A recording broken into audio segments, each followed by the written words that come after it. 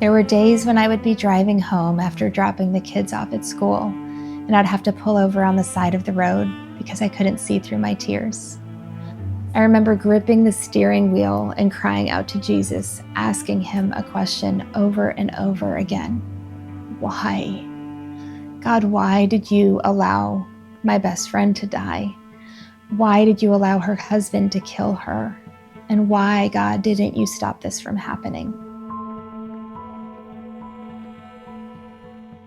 The day my friend died, 4 of her children came home with us, which instantly doubled the size of our family. Overnight, we were thrown into the foster care system, trying to help 4 grieving children feel safe again, while our hearts were shattered too. There was grief all around us. We were fearful because the man accused of murdering my best friend was out on bond while her children were living in our home. Honestly, I don't think I processed my own grief in those early years. I was just trying to survive. I spent hours every day in the car driving from one school to another, from sports practices to therapy appointments, just trying to hold all the pieces of my life together. In the middle of all that driving, my radio was almost always tuned to WGTS. At some point, it stopped feeling like background music. I truly believe God used WGTS to speak to my weary soul during that season. There were moments when a song would come on at exactly the right time, moments that felt far too intentional to be a coincidence. One of Michelle's favorite songs was Keep Making Me by Sidewalk Prophets.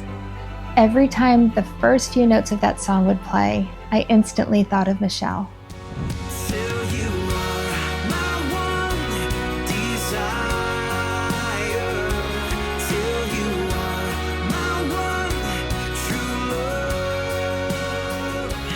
Not only did I feel like she was sitting there beside me in the car, I felt God wrapping his arms around me in the middle of my unbearable grief. There's a line in that song that says, "In the darkness, I know you will hold me." I held on to those words, and for a few moments, every time that song came on, I felt reminded that God was still holding on to me too, especially when my life felt like it was unraveling. As the kids and I walked through grief together, WGTS kept filling our home and our car rides with truth and hope when we didn't have the words ourselves. I remember one car ride when Mandisa's song Overcomer came on. My girls were in the back seat singing, making up hand motions to the song, smiling with their childlike faith that somehow still believed that joy could exist after our tragedy. I looked at them and I thought, these children are true overcomers. And for the first time in a long time, I felt like maybe we were going to make it. Not because our life was easy or because the pain disappeared, but because God was carrying us one day at a time. That moment changed me. It gave me permission to believe that healing was possible. Music has always been a part of my life.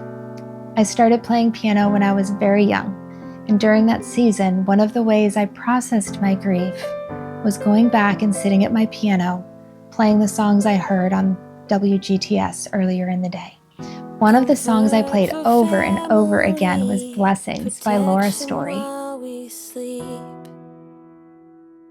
We pray for healing, for prosperity. We pray for your mighty hand. While the loss of my best friend was devastating, the betrayal of her husband added another layer to our pain.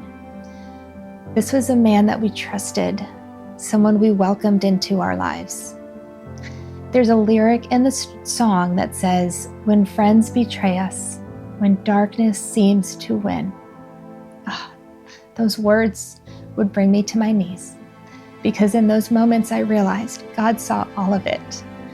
He saw my heartbreak, he saw the pain of Michelle's children, and he saw the brokenness of this world, and he had not abandoned us. Years later, life brought me another difficult season. I started to feel exhausted all the time, and I assumed it was just stress and grief catching up with me. Eventually, my doctors discovered that I had cancer. The same month I was preparing for my surgery, my dad was diagnosed with terminal cancer. My dad was an incredible musician. He was one of the biggest ways we connected was through music. Me playing the piano, my dad playing the guitar. Once again, so many of the songs that we heard on WGTS became part of how God carried us through. As I look back, I can see God never stopped meeting me in the middle of my pain. Sometimes it was through a song that would play exactly at the right moment on the radio.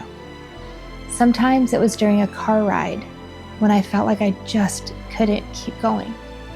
Sometimes it was hearing my girls singing in the back seat after everything we had been through.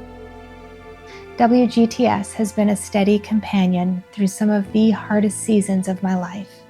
And through it all, I know that God keeps reminding me that He sees me. He has never abandoned me. And no matter what comes next, He will always be beside me.